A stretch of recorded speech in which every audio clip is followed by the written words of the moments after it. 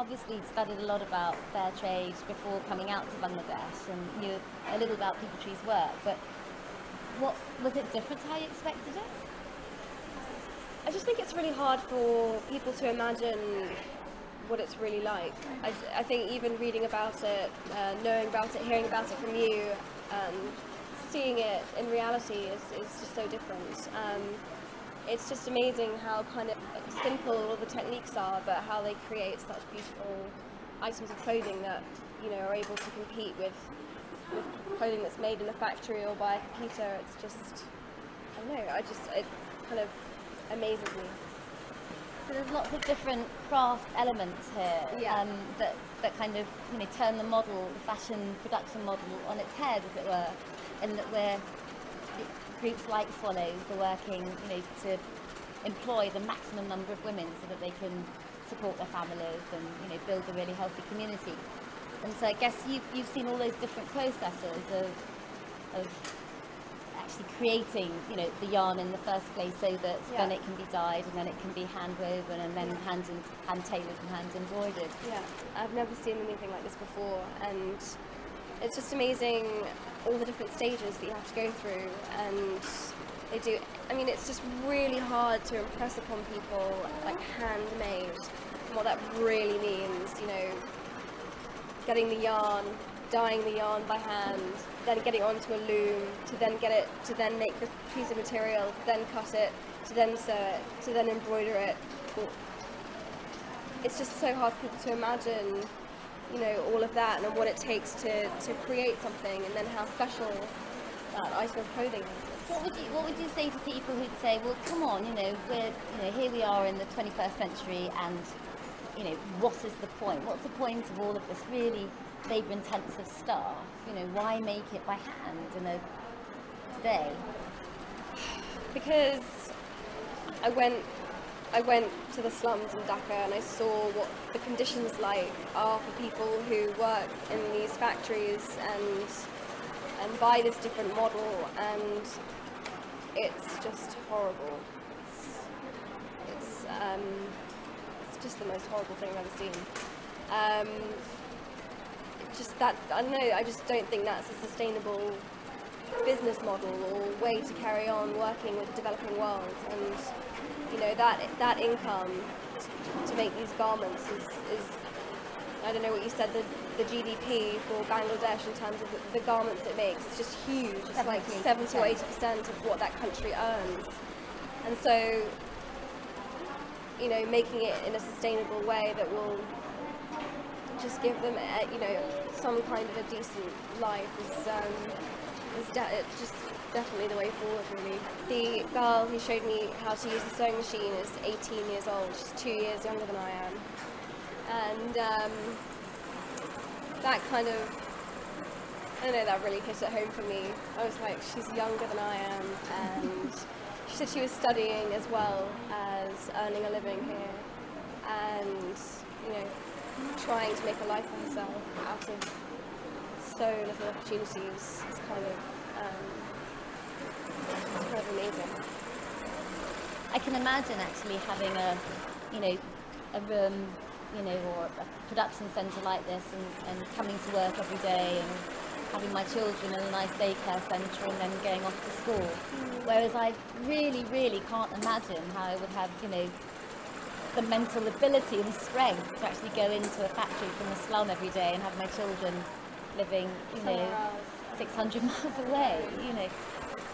We interviewed that woman living in a slum in Dhaka, and she was just very honest about the fact that there just wasn't any hope for her. There is no hope for people living in those kind of conditions and being paid that kind of a wage. There is no way out of that kind of poverty.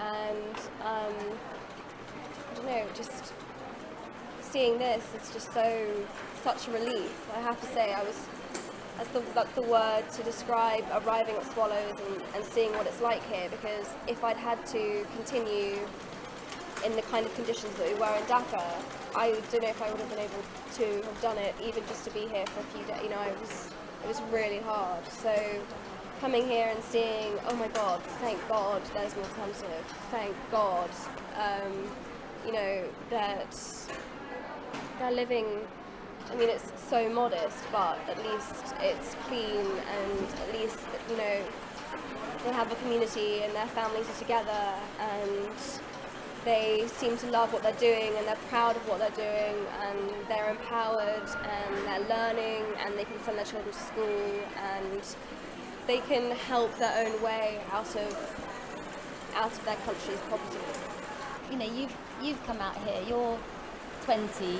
You know, obviously your friends are, you know, at different levels of awareness. What kind of message would you want to bring back to them, and to the general public? I mean, to people your age, to try to, I don't know, I mean, you can't bring everyone here, can you? No, what would you do? How would you?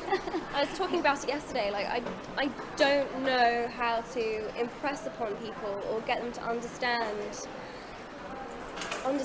It's so hard to get people to care and get people to realise what a huge difference it can make to someone's life. And it's funny, you know, like, people are happy to donate money. You know, they'll watch Comic Relief once a year, and they'll see what the rest of the world looks like when they're not living in countries in the developed world, when they're not living in England or in America or whatever, and they'll go, oh God, that's terrible, I must do something, I'll give some money.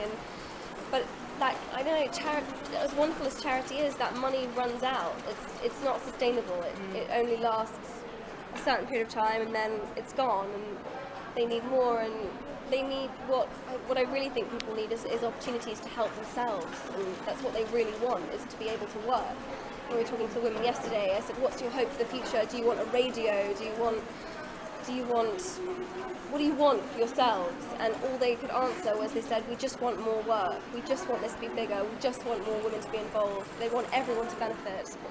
And I just thought that was incredible, that, you know, they all want to help themselves, and they're so proud of their country, and so proud to be Bangladeshi, and they're so proud of what they're able to do and make and what they've learned, and it just needs to get bigger. And so, for it to get bigger, what needs to happen there is for people to, every time they buy something, to buy it in a way that's, you know, if people have the opportunity, if you see something fair trade, buy it.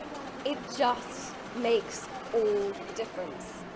The contrast between this and and Dhaka, where we were before, is just incomparable, and sometimes the difference between something that's fair trade and not fair trade can be pennies difference, like tiny amounts difference. And